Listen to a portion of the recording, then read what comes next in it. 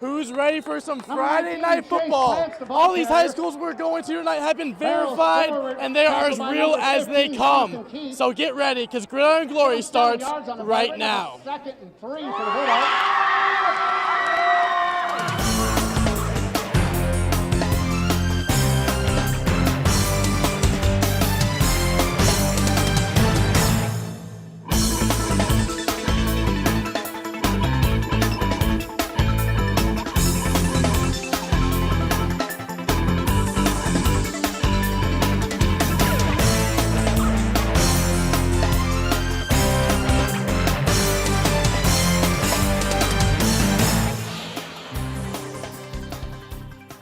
Some conferences are getting started this week, while other teams are getting their last tune-up before the conference grind. There was a ton of action in Southeast Ohio tonight, and we're glad you are here to join us. And just like last week, we want to highlight our top individual performances from Week 2. These three players each led their team to key victories last weekend. Our top players from Week 2 put up some video game numbers. We start in Pomeroy, where the Meigs Marauders put up 81 points. That was the most in Ohio in Week 2. Even IMG couldn't top that against Bishop Sycamore. We could have picked a variety of Marauders, but we chose Conley Burnham, who ran for 206 yards and 3 touchdowns in the win over Belpre. Next up, we didn't get to catch this game live, but when a school record gets tied, we take notice. Hunter Rose scored 6 rushing touchdowns for New Lexington in their victory over Maysville. Rose also ran for 237 yards on the ground. The Panthers' 63 points were the most points they've scored since 2019, where they put up 82 against Conshohocken. Last but not least, Gridiron Glory doesn't just promote the offensive side of the ball. Mason Long did everything he could to extend Fort Fry's regular season win streak to 34 games. Long ended the game with 2 interceptions, and his biggest play came to seal the victory with under a minute to play.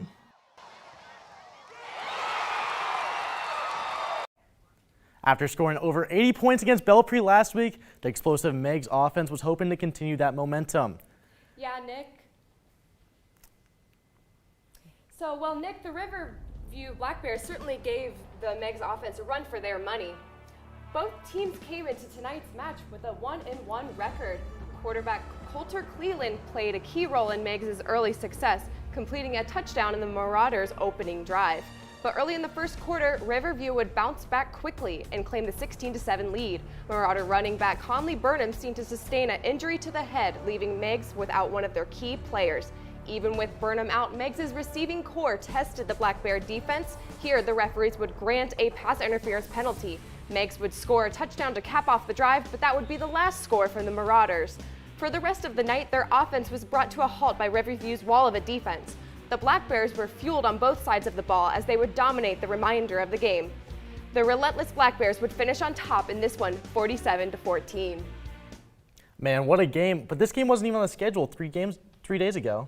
Yeah, Nick, both teams' original opponents for this week had to pull out due to COVID reasons. Meigs was set to play Coldgrove this week, while Riverview was supposed to play Crooksville, but both teams ended up with open weeks due to COVID issues. Because of the opening, an intense non-conference battle was set up for Friday. That was quite the offensive showdown by the Black Bears. Talk me through the weapons on the high-powered offense. Quarterback Carter Fry, had no shortage of options to spread the ball to. Running back Cruz Mobley was cruising all game long, as he had 3 touchdowns and 4 two-point conversions, as the Meigs defense had no answers for his powerful running style. In the passing attack, receivers Mason Griffin and Slater Sampsell had the Marauder defense backs chasing shadows, combining for 220 yards and 2 touchdowns, both by Sampsell. That offense is pretty solid, but that defense is no joke either. Got that right. This defense is dangerous. Coulter Cleland, who tore Belpre apart last week, was harassed all night long by a ferocious Black Bear front. The Marauders' offense was limited to just 147 yards of total offense and 14 points. Yeah, and Aaron, it sounds like Meigs was a roller coaster to follow all season. Thanks for the great work, Aaron. Benton County is heating up at the start of the season. Jack Demler tells us more about how the Vikings were able to win some early battles. The Benton County Vikings are 2-0 to start their season for the first time since 2013. The driving factor for the team's early success, it's their formidable defense. Just the effort, man, just the relentless effort. We're not perfect by any means, but our kids play hard. They get lined up right, they do their job, and they play with relentless effort. And that's all we coach. Just do your job and go 100%. Through 2 games, the Vikings have allowed only 1 touchdown. One of the many leaders of the Vikings defense is Dawson Brown. 'Cause we all play as a team. We all stay focused to our job, and we just come hard in practice every day. Learned all the way from Little Vikes to middle school, perfect tackling form. And then when you get up here, it's just all a system, really. Just do what your coaches tell you. One of the aspects that makes Vinton County so impactful defensively is their ability to force turnovers. Well, they're just flying to the ball. A lot of those turnovers we get, they're flying to the ball, and they swarm the football, and we always talk about it out here. You swarm the ball, good things are going to happen. Another key factor that makes the Vikings defense so good is the play of their defensive line that's able to put pressure on the ball and get hits in the backfield. The Vikings will look to continue their strong defensive presence against Zane Trace on Friday. Reporting for Gridiron Glory, I'm Jack Demler. The Vikings weren't able to stay unbeaten as Zane Trace got the victory 28-21. We'll be seeing the Vikings' quest for a TVC Ohio title throughout the season. But an early frontrunner for Game of the Year went down Ironton last week. Just when Jackson thought they sealed the win, the Ironmen were shocked into a 13-10 loss in the final seconds. Check out the final play courtesy of MyTown TV and hear from Jackson head coach Andy Hall about the nightmare ending he hopes to never to relive. And Crabtree squibs it down. Left side, that's touched by Martin. Back to Wilson. They're going to go around the left side. Still at the 25, pitches it back again. Up to the 30. Oh, Look, my. Perkins has got some room. He's up to the 45, to the 50, to the 40, to the 30. He's got one man to beat. Oh, my God. Oh. Just so proud of our kids, and unfortunately something, just kind of a freak thing happened. But, guess what we worked on today in pregame was kickoff, and that play exactly, we will work on that every Thursday for the rest of my coaching career. Jackson looking to bounce back after that tough loss tonight. They were originally scheduled to play Licking Valley, but COVID cancellations called them to pick up a game against Tri-Valley. The team ended the season in 2020. Here's how that rematch went down. The Ironmen welcomed the Skies into the jungle for a rematch from last year's playoffs. Into the second quarter, Jackson running back Jacob Winters pounds it into the end zone for the score, 10-0 for the Ironmen. With less than 2 minutes to go in the half, quarterback Evan Spires looks down the seam and finds Cade Wolford. Wolford will drag several Sky defenders into the end zone, 17-0 at the half. Now in the fourth quarter, Spires again finds Wolford over the middle for a big gain. Looking to put Tri-Valley away, Spires calls his own number. He will make a few defenders miss. He gets across the goal line here, and Jackson gets revenge on the Scotties with a score of 24-3. It seems like Ironmen will be a force to reckon with once again. They are going to try to reclaim the FAC title, and their strong out-of-play conference will be a good sign for the rest of their season. And guess what? Our game of the week brings the energy out from the community. Bloom Carroll was no different tonight. Here are all the pregame scenes from Carroll, Ohio.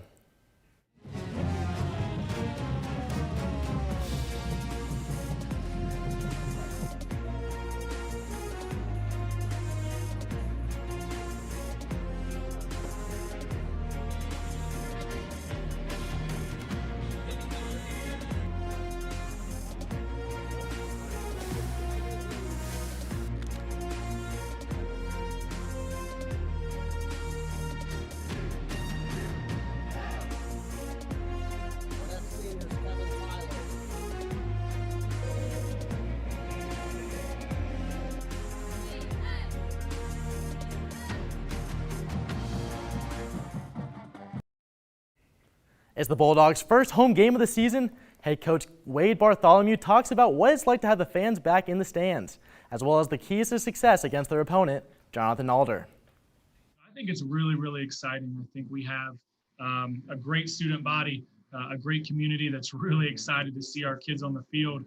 with what we accomplished last year, there were a lot of community members that never got to see us live, and in person. So I think we're going to have a nice crowd, a nice backing, and we're really excited to be home and ready to go. But for us offensively, we got to find a way to just consistently move the ball and not put our defense in tough spots.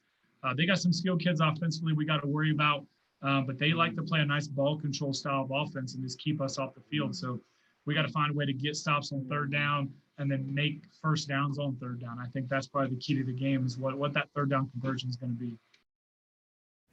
The Bulldogs were seeking a perfect 3-0 start tonight against Jonathan Alder. Meanwhile, the Pioneers were searching for their first win of the season. Brian Kerp now joins me live. Able to feed off the energy off the crowd tonight, did they? Yeah, Nick, the Bulldogs welcomed in perennial playoff team Jonathan Alder. The Bulldogs made things look pretty easy tonight.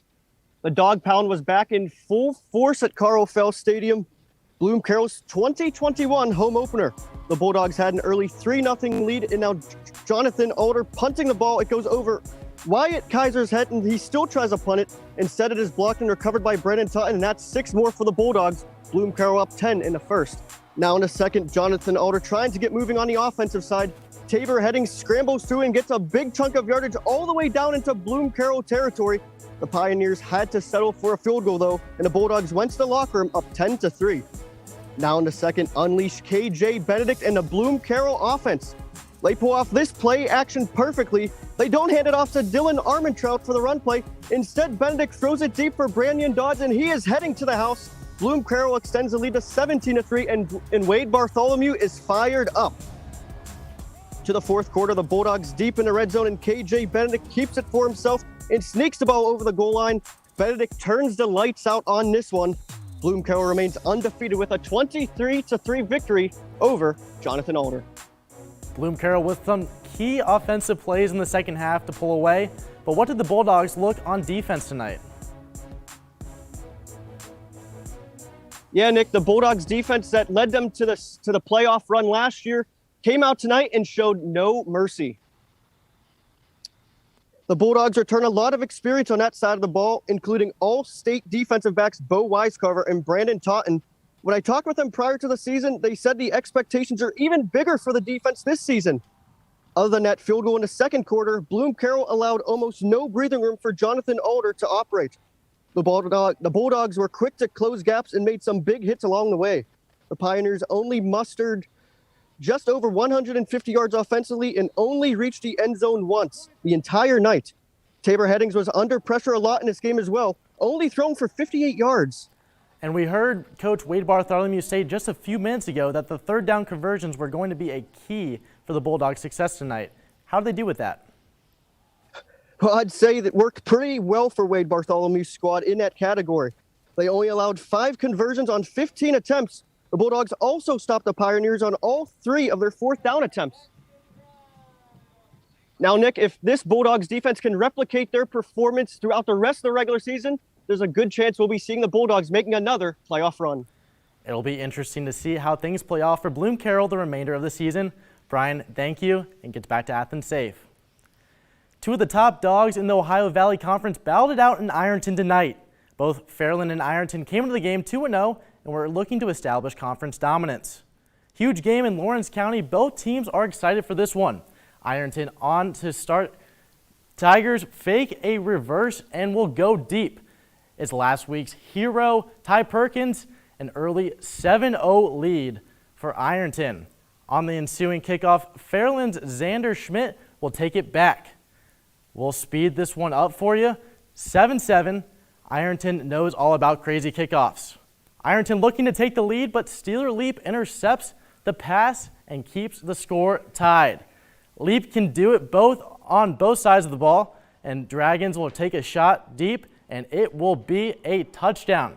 Dragons will go into the locker room up 14-7.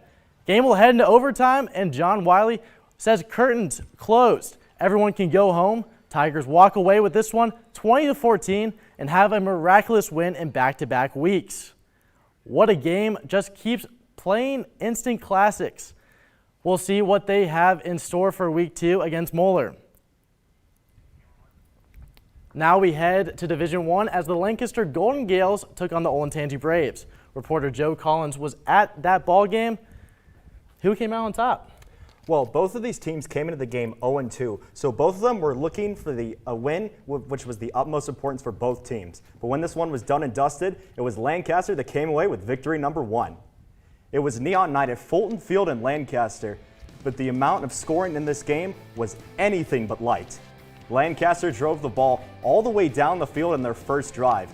Luke Peden then gets the handoff, and the big fellas up front will move that bus right into the end zone to cap off the drive of the tutty. PAT is no good, it's 6-0 Lancaster. On the ensuing kickoff, Dubi Abadosi fields the kick, finds a big hole, and he's off to the races. Looks back and says, literally none of you can catch me, as he coasts into the end zone. 95 yards to the house, 7-6 Braves. We go forward to late in the first quarter. Ethan Grunkenmeyer hits Evan Reinlob on the bubble screen, makes a cut, and he's now in a foot race with his teammate, and he will win that race. 15-13 Braves due to a 2-point conversion. Just before the half, Olentangy looks to punt, but Eli Rathburn has never intercepted a punt until now. What a play he makes as he streaks into the end zone to make it 27-15. The Golden Gales will take care of business in the second as they beat Olentangy 34-15, their first win of the season. Wow, what a great win for the Golden Gales. Now, Joe, what stood out about the first half to you? Definitely the plays on special teams in this game, which were absolutely crazy. Every special teams play seemed like a must-see moment. Along with a kick return for 6 and the punt block for a touchdown, Olentangy pulled off a fake field goal for 2-point conversion. Nazir Robinson absolutely trucked the Olentangy kicker and what was nearly back-to-back kick returns for touchdowns. And let's see what Tommy Kiffner does on this short kick. Oh, and he takes a knee. That just shows what craziness we were expecting before every special teams play. Now, Lancaster seemed to struggle offensively their first 2 games. What made them able to produce efficiently on this side of the ball this game? Lancaster played 2 very good teams to start the year, Pickerington North and Marysville. 2 very good Division I programs and scored just 10 points combined. Friday night against Olentangy, they put 34 on the board. The Golden Gales ran the triple option offense, which can either be very productive or unproductive. Not really an in-between. Against Olentangy, it was firing on all cylinders. Lancaster rushed for 266 yards as a team, with 7 different players getting a chance to carry the rock. 6 of them had at least 5 carries. They averaged a very respectable 5.4 yards per carry and scored 3 rushing touchdowns as a team in the first half alone. By comparison, the Braves only had 75 yards on the ground in the game. The Golden Gales would get a big win at home over Olentangy, and they're going to need it as they still have to play teams like Pickerington Central, who's won 2 state titles in 4 years. We'll see if the Golden Gales are up for the challenge. Thanks for the good work, Joe. For the past few seasons, one local high school has been struggling to assemble a full roster. Now a new head coach at Federal Hockey means a new culture for the Lancers. Dylan Tyson has the story from Stewart. It was week 6 of the 2019 high school football season. For many teams, just another Friday night under the lights. But for the Federal Hockey Lancers, it would mark a significant turning point. A string of injuries reduced their roster to so few players that the Lancers had to forfeit the rest of that season's games. I felt like it wasn't fair to everybody, the coaches, the staff, the people that are supporters. It was just the latest in a series of hardships. For the 5 years prior, the Lancers had won only 1 game, long haunted by a 40-game losing streak. And in 2020, Federal Hockey left the Tri-Valley Football Conference in favor of smaller school matchups. But despite picking up 2 wins, the team only played a mere 5-game season, once again forfeiting their final weeks. Still, hope remained among the Fed Hawk faithful. At the end of the day, I just feel like as a family, as a unit, we still had the most heart out of any teams. The future of the program was in question. Incoming students just weren't joining the team. It looked like Fed Hawk would have to join the smattering of Ohio schools that are moving to 8-man football. That's when they hired Coach Brad Woodson. Woodson has coached Ohio football for decades, serving as an early mentor for NFL stars Le'Veon Bell and Dwayne Smoot. He believes this team has the talent, the resources, and the heart to succeed. But what they've been missing? To me, I see value, I see relationship building, which in turn is going to bring people out. That's all it is. Not running them to death, not saying you're not any good, positive things. That's what it's all about. This right here, this is positive. They're seeing, oh, coaches hang out jerseys? Not folded in a tote? With the help of Coach Woodson, the Lancers were able to press on with a traditional 11-man season. For now, his focus is on completing the 2021 year, but he hasn't forgotten about paving the road ahead. I have them for 4 years. And every year, I'm teaching them a little bit more about the field. What's going to be like when they're sophomores and juniors? That's how you build a program. Some think, oh, I need a quarterback, I need a running back. No, you have everything you need right around you, if you know how to build it. For Gridiron Glory, I'm Dylan Tyson. The Tri-Valley Conference competition in years ahead. The Lancers were supposed to play a familiar TVC matchup tonight against the Miller Falcons, but that game was canceled due to mutual COVID-19 concerns. After giving up 81 points to the Marauders in Week 2, the Belpre Eagles played host to Alexander. Reporter Jacob Mata was there to watch it unfold. How did the Eagles respond? Well, Nick, it was close early on, but things soon fell apart. Here's what went down. The Belpre Golden Eagles were hyped to take on the Alexander Spartans in the Eagles' nest, but the Spartans landed the first blow.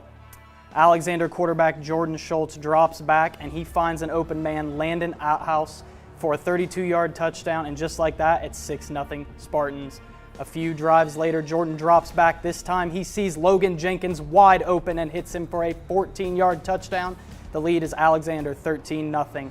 Jordan Martin knows that he needs to do something to get back in this game, and that's exactly what he does. Starcher drops back, finds Jordan over the middle, and he stretches the ball celebrating into the end zone. Alexander says not so fast as Schultz throws a dart to Landon Outhouse in stride. Belpre players collide. He takes off running. Nobody is going to catch him for a 50-yard touchdown. The score is 20-8 Alexander. Belpre trying to answer back. Starcher throws a jump ball to Jordan Martin, and he comes down with it for a huge touchdown. The lead is cut to 1 score. Fast forward, Alexander is up 27. Starcher is in trouble, and he pitches it right to Jordan Jackson, and there he goes. It's a big man pick six. Wow. I mean, it sounds like they won a big margin tonight, and it sounds like they dominated the Golden Eagles. How are they able to keep them grounded? Veland, arguably the most important factor in this game was that ferocious Spartan defense. Alexander took advantage of Belpre's mistakes and capitalized. On Belpre's first drive, Alexander was able to force a fumble from Jordan Martin. Jumping on the rock was Landon Outhouse to give the Spartans the ball back.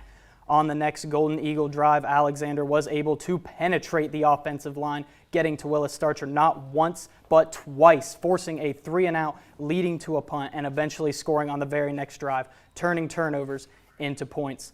Starcher would then drop back again, be forced to scramble, but pressure was too much as he fumbled and the Spartans were able to jump on it and recover the ball once again. It is their ball. The D-line was getting great penetration all night. What about the secondary? Yes, the D-line was getting through and the secondary fed off of that. Starcher scrambles, and as he gets hit, he throws it and it ends up in Jordan's lap. Talk about right place, right time. That's a lineman getting a pick six. Here comes that for dangerous secondary. Starcher's looking to throw, and Brody Montgomery jumps in front of the wide receiver for the interception, making that 4 takeaways for the Spartans in the first half. You don't see turnovers like that. You don't see turnovers in that volume very often. Yeah, that shows a lot about the Spartans' play on defense and how they can get the ball back. Thank you, Jacob. The glory doesn't stop when the show ends. Stay up to date with everything Southeast Ohio on woub.org/gridiron. And be sure to follow us on social media. Head to Twitter and Facebook for game recaps, live updates, and more. Plus, for the first time, Gridiron Glory is on Instagram and TikTok, so don't miss out on all the fun. The Waverly Tigers have started this season with 2 victories and were looking to make it 3 in a row as they travel to Chillicothe to take on Unioto. Waverly comes in pumped, and they got things going early.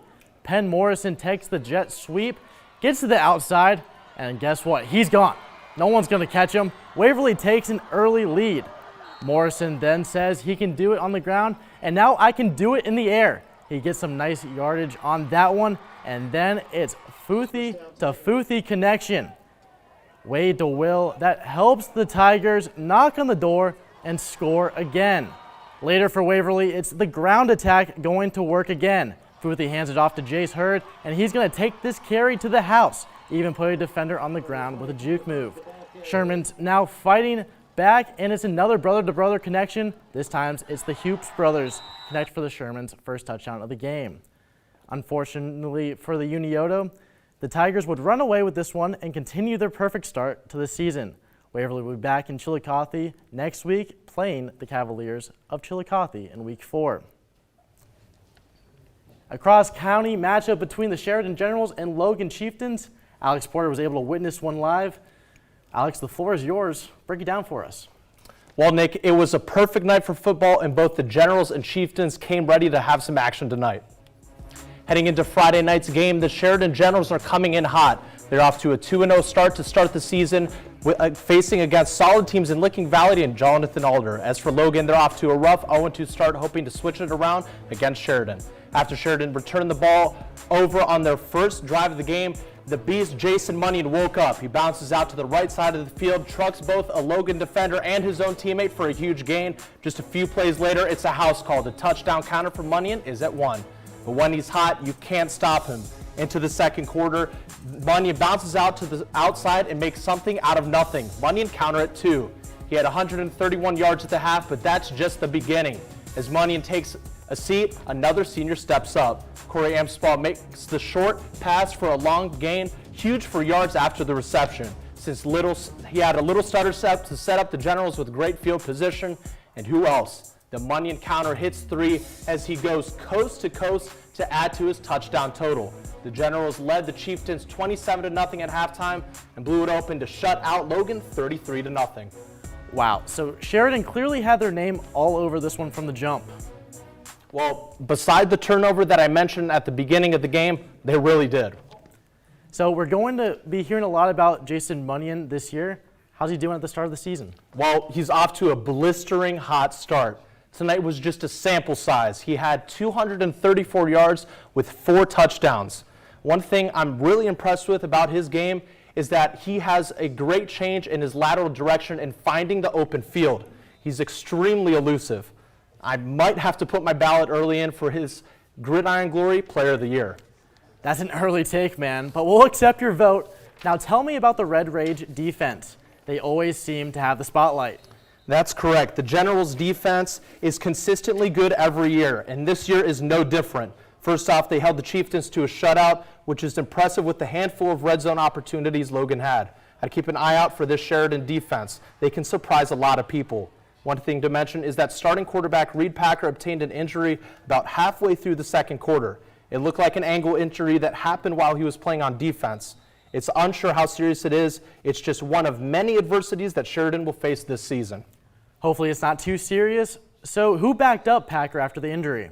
Well, the backup was sophomore Caden Sheridan. Sheridan looked solid in his backup role. Head coach Paul Culver III ran plenty of pass plays with Sheridan, and he was hitting his receivers perfectly. It's safe to say that the Sheridan Generals are in good hands in the future, and they'll be a team on a lot of radars. They're never a team to be slept on. Thanks for the great work, Alex. There are some crazy scores from around Southeast Ohio, and you're going to be able to look at all of those on our social medias. We went to way more games than were on the show, but guess what? You can follow us on Twitter, Instagram, even TikTok. And now, with 3 weeks to go in the regular season, or 7 weeks to go in the regular season, we hope you'll be following along with us the rest of the way. Thanks for tuning in to tonight's episode. Get ready and remember, there's nothing better than Friday nights and Gridiron Glory.